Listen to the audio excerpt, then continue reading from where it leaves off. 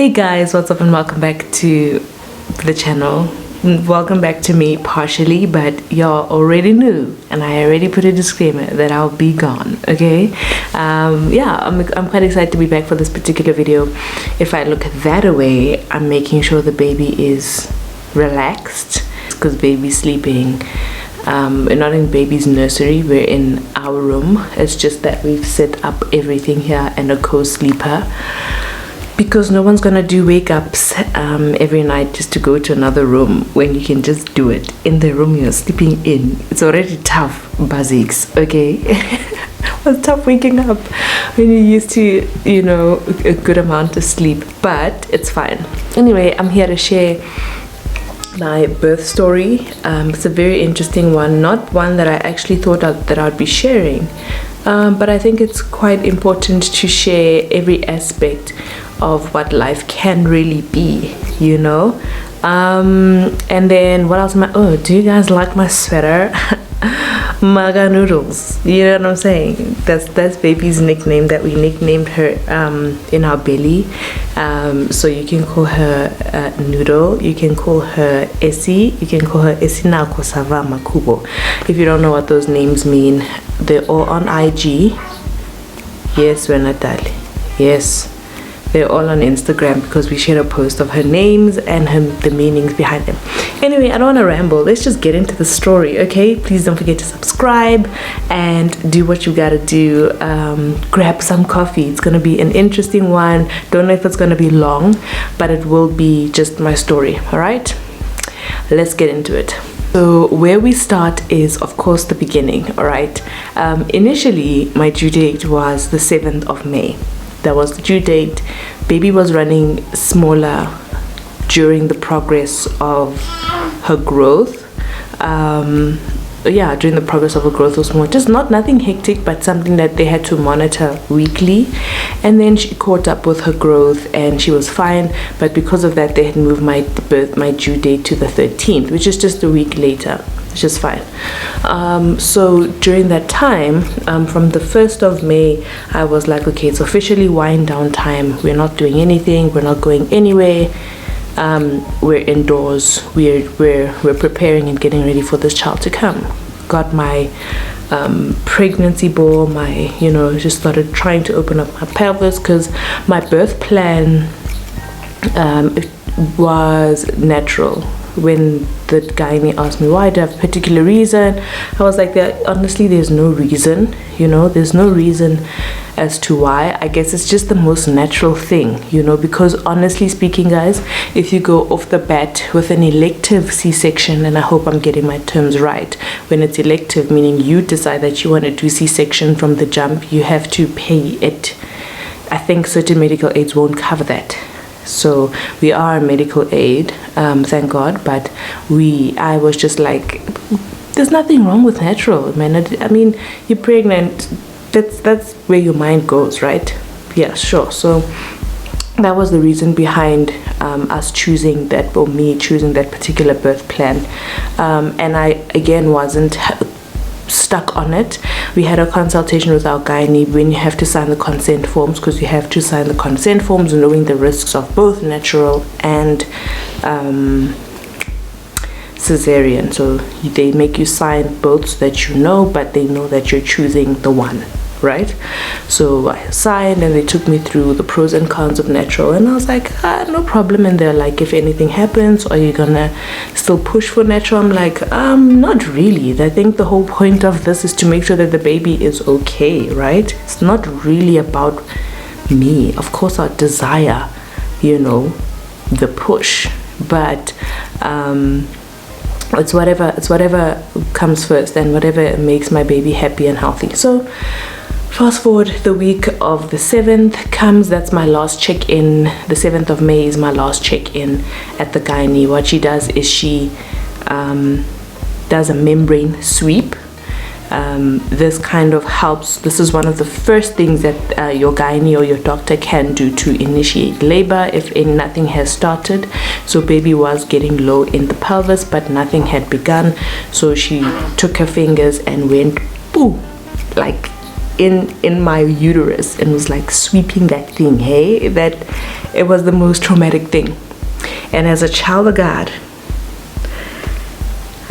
I only had ungodly words to utter. That's how bad it was. Like, if you know me, I swearing is not my favorite thing. I just don't like it. But I only had those words on my mind. I didn't say them. I was just like, what? Oh my gosh! Like, literally, right. I'm just being honest. So she did that membrane sweep, and it was traumatic, to say the least. Painful for me. It was painful, yes, but not extreme, like, oh, I'm gonna die. Very uncomfortable. So she did the membrane sweep, and that was on a Thursday, I believe. On the Saturday, my mucus plug falls out. At this point in time, I'm like, yes, let's get this party started, right? And then I start having contractions on Saturday, so I'm like, okay, all right, okay, we're moving, okay, let's go. And then on Sunday, the contractions stop. So I'm like, what's cooking oil? Like, what's happening? Oh my gosh, okay. So I panic a little bit because I'm just like, I just want the baby to be fine. So I was like, okay, maybe instead of monitoring symptoms, the most important thing is just to monitor her movement. As long as the baby's moving in the womb, then everything is good. So I just monitor her movement, and every movement she makes, I'm like, okay, cool. She's still moving, hiccuping. I'm happy. She's great. She's alive. It's one of those things where it's such a delicate moment. As much as people are anticipating the arrival of this child, and so are you, you know, that's where the enemy fills your mind with certain things, you know, because we come across content, guys, and this is the real world. Unfortunately, people lose their kids, their babies in their bellies from an early gestational age, even literally at the end of their journey, literally a whole 9 months at the end of their journey. So unfortunately, when this content is put out there and you know you see it and you're like, shame, that's so unfortunate. So when it's your turn, the enemy just brings that to remembrance. And I was just like, I don't need the stress right now. But my friends were praying for me, literally actively. So they even asked if I could join one of their sessions. But I was like, we already had our prayer time with hubby at that time, and I think it was even on a Tuesday, the Tuesday before, and then they had one on Thursday. And I asked to just sit it out because I was exhausted. Yeah, so but they were still praying with me and for me. But what I did for peace is and I think I'll put the link in the description box below, is that I had daily confessions. You know, daily I'll just confess over my womb, over my baby, over the birth of our child, and just as long as she's happy. So now it moved from, listen, I just need my baby to be alive and just healthy, right? And then what happened? So fast forward. So obviously because that was my last appointment, I had scheduled, and the 13th was my due date. I was scheduled to be induced on the 14th, the day after my due date. So my due date comes, obviously before that we go COVID testing, etc, etc. Everything is good, thank God. And then hubby and I head out to the hospital on the early morning of the 14th of May. It is the morning of the 14th. We are currently on our way to the hospital. Everything is there at the back. There's this little one right there. I don't know what to say because it's not dramatic. So we're just going. Morning, sugar. Morning. Yeah, so yeah, we're just about to go. We'll see what happens there. Don't know what this is about to entail, what induction entails. So we'll just see. Oh, sorry. So I was careful. There's a... Anyway. Oh, okay. Yeah, so we'll just see. There's nothing more I can say. And then we get to the hospital early in the morning, do our check-ins, book our room. The reason why we book a room is because I was not gonna I was not planning on staying in a ward, like in the general ward. I desired, and we obviously had planned for it, so we did save up for it, for us to stay in the private suite, the private ward. It's not really a suite, but okay, it's a private ward. No, very, very pretty, very, very pretty. And then yeah, so we booked in, and then we went to the labor ward, filled in all the forms, and then we're just waiting for my gynae to come so that she can start the process. While we're waiting, it's obviously it's the labor ward, there's like moms to be in different rooms, and the one place where we're waiting, we could literally hear this woman like grunting and like, and she's literally just like, yo, we are go, like she's going, like we are go, she's puking, she's here, and I'm like, hi, if this is what I'm signing up for, hi, count me out, please count me out, because I don't want that. So come I can't start without CR7. Can't. It's the same. Anyway, so we're sitting in this room, we're waiting for a labor ward. Waiting for a labor ward to clear, so that and be cleaned, so that we can move into there, and then the induction will start. Busy next door sis it's you.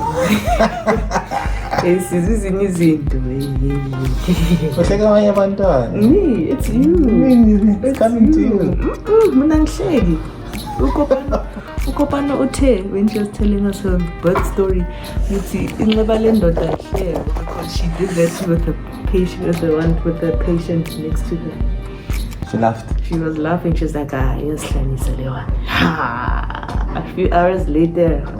But I trust you. She made me strong. Your pain tolerance is higher than mine. So.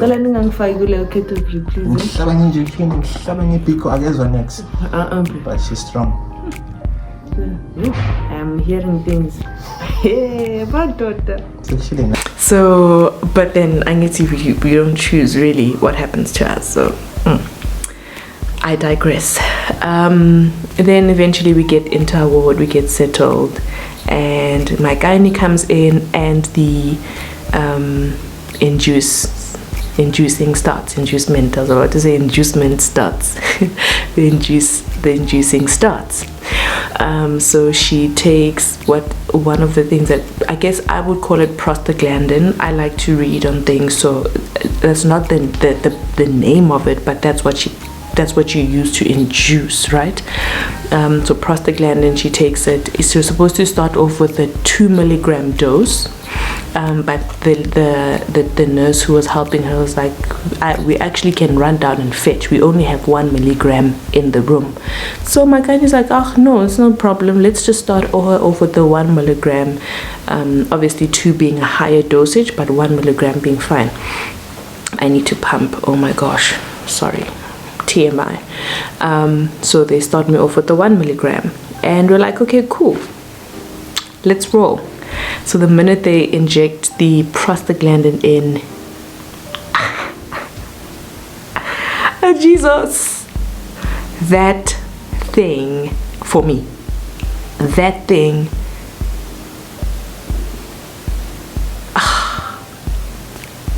in like vaginally, I just have to be like not explicit but honest, it burns, like it's fire. It was like, that was more fire than the contractions that I had afterwards. That was how because my contractions came almost immediately, but on the scale of 1 to 10, that thing was like a burning 9, maybe even 10. And then the contractions were like a 7, because I was literally like, okay, we're good. Contract, because they come, at every once in a while. So they're monitoring baby. They have all the strap thingies on there. But after they put that prostaglandin thing, I think about 5 minutes in, then there's like movement. Like the baby is like moving, and not like moving like wiggling. Like she's moving. Like she's just like, it's visible. My husband's like, whoa, what's going on there, right? So she's moving, she's going at it, she's going at it. He notices, because I got to understand what the the lines meant after some time, but he notices right away and he's like, oh, okay, I'm not going to say anything. If the doctor sees or the gynae or the nurse sees anything, they'll tell us. So we're watching a movie. The nurse comes in, she looks at the paper, and then she tears the bit off and she doesn't say anything and she leaves. And then next thing, after some time, and this is like after like an hour or so, after some time, I'm still having contractions, baby's still like moving, like it's going down, contractions, everything, right? And by the way, when I had started the prostaglandin, the thing to induce labor, I was already about 1 to 2 centimeters dilated, right? So it was just entry level, just cool. So then the doctor comes in and she's like, then she comes back and looks at the rest of the sheet and she's like, this is not good. So your baby's heartbeat is supposed to, do like a steady line at whatever heartbeat, 140, 150, whatever. My baby's heart rate was like, would dip and up and dip. And there was just too much inconsistencies in that frequency thing that it's supposed to be in. I hope I'm making sense. So that line is like dipping and going up and dipping, and so that just shows that she's in distress. So now my baby is panicking, right? And fetal distress is something that you can't necessarily risk, especially at that stage, because it could cause them to also have meconium or poo while they're still in the sac. And what they do is that if they ingest that, then they could die, they could get sick, they could die. So fetal distress is something that you don't want during labor. It's just one of those things that if the baby's too stressed out, it's like, let's go. So when she saw that, she's like, dude, it's been an hour now. The baby, it was now an hour and a half, and only in the last 20 minutes was she calming down. She managed to stabilize, but for that hour she was in fetal distress. And they were like, look, we don't want to give you another dose, nor do we want to push, because the stronger like these contractions get, obviously she's going to panic just even more. And I'm like, dude, I can see it, please, let's just, if we have to do a C-section, let's just do a C-section, because it's not even about me. It's never been about me. It's always been about the baby. That's the most important thing right now. I can't risk my child. So then she's like, okay, we're going to schedule an emergency C-section, but yeah, you're going to be fine. Sorry that it was not part of your plan. And I'm like, it's okay, but the stress of the moment, to be honest, was overwhelming. That was just overwhelming for me. So I became a bit despondent for about like 3 minutes, as the different doctors came in, the anesthesiologist, the gynae, the nurses, everyone as they just came in. I was just despondent, going through the motion. And then they gave us obviously some time, because they had to go and prepare the delivery room ward, whatever that thing is called. And that's when I was just like, from being overwhelmed, I just released everything that I was feeling inside. I was just like, I'm not upset at not having my plan. I'm just upset and I'm overwhelmed and I'm afraid, because of what they're telling me. Like, I'm panicking because they're telling me that my baby, she's okay, but she could not be okay if we continue. And that's when I was just like, yeah, it is what it is. Let me just go through the moment, let all my feelings out. And they came out literally in 5 minutes. We were like, okay, let's get this baby out. So we went to the labor ward at the C-section place. I could even walk there afterwards. It wasn't that bad. And I was scared of I don't know what they call it, but that needle that goes in your back. I was afraid of that, because I thought, oh my gosh, is it gonna hurt? It didn't hurt. Oh, she's waking up. Am I making noise? Oh. The only thing that I was afraid of, honestly, when it came to having a C-section was I think it's an epidural that they put on your back, I think, or in your back. If I get the words wrong, I'll just write it below. And I think that one was just literally like a pinch. Like, it was just like a pinch. Like, it was just like, and then after that we were great. And the feeling of your legs numbing, like you could literally feel your legs go numb. It's the most, dare I say, incredible thing that medicine and science, whatever, can do that, you know, for women who need it. So that was really cool on my part. The rest of the thing for me was extremely invasive because you've got like around six people.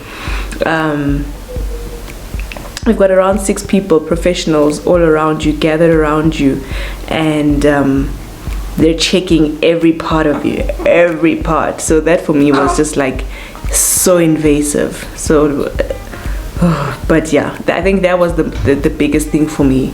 But other than that, in less than 30 minutes, then she was out, you know. They took her out, she was healthy. And funny enough, remember the meconium, when babies are in distress, oh, there you go. When babies are in distress, they poop. And that's actually, she came out and I think she had pooped. So keeping her in there any longer would have been more detrimental, more than anything, more than trying to keep this or have this perfect story of I labored for 18 hours and on the 15th push she came out. But yeah, so that's how she came out. It was really one of those things where I had to just say, Lord, you know what, over and above everything that I prayed for, you were truly faithful in the sense that I do want this child, and I don't want anything to happen to me or the child. And we came out really alright. We came out alright, and everything after that was, I think, just for on our part, so full of grace and favor from the staff, from like the entire team, even the nurses, every nurse, every shift. There was no one who was offside, you know, everyone was doing their part. Yeah, so it was really lovely in that sense. I think if you are put in that position, it's very important that you understand that it's always for the greater good. It's not necessarily about you, and I think that's one of the things we have to understand in life, is that it's not about us. When there's a greater purpose to fulfill, you kind of fall by the wayside, and for me that was my greater purpose, and I would do it again, because I have my child in my hands, and I think with everything that we've been through and that we see happening around us with our friends, our peers, this is just, for me, it's gratitude on another level. So one of the things I was also asked is, obviously because I had packed my bag mentally, obviously preparing for or assuming that okay, one will go natural, what are the things that changed from my bag? Nothing much changed. The only thing that did change was that I got these what they call tenor pants. Yeah, you can see it, tenor pants. You can screenshot that, pause it, so that you know. I got these from Clicks. These are, as you can see, adult diapers, lady adult diapers, and they just help a lot, because obviously at that time, whether you have a natural or a C-section, it's going to help you a lot in terms of your bleeding. They will obviously put you on a pad or two on the first day, but I think on the second day, when you're able to change yourself, obviously you might want to be comfortable to be able to move around. When they put the pads on you, you kind of have to just like chill in one spot, because you know pads like tend to be the ones to betray you like intensely. You think you're fine, but you're not. So the nappy pants, tenor pants, the nappy pants for me, the tenor pants were a really great thing. They were advised by a baby planner by the name of Z. She's on Instagram. She's absolutely amazing. Maybe I didn't even go back to her to say dude, but I've been meaning to just go back and say dude, everything that we spoke about before the birth of the child, and other things I'm using now, and they really are incredible. They've been of great help. So yeah, if you are looking for some assistance because again, there are something, I do get DMs and people saying, what do I pack, when do it becomes, and I'm just like, I'm not a professional, I'm just a first time mom. Ask people who know better. So Z knows better, her handle is here, and I'll put all her details in the description box, so give her a call. What else? Yeah, that's pretty much it. And then the only other thing that I should have packed that I didn't pack was, you know, the button down night dress. I had button down tops, and obviously I couldn't wear the bottoms because I didn't want any pressure on the womb area. It was very uncomfortable for me, so I ended up just staying in my nightgown and my nappy pants. Yeah, and then I also asked for a fresh gown from the hospital. Those are dope, by the way. Like, those are really nice off the bat, I'm not gonna lie. You know, your butt's exposed, but those are great. So I asked for an extra gown, and then I ended up wearing my gown and then the pants and my bra.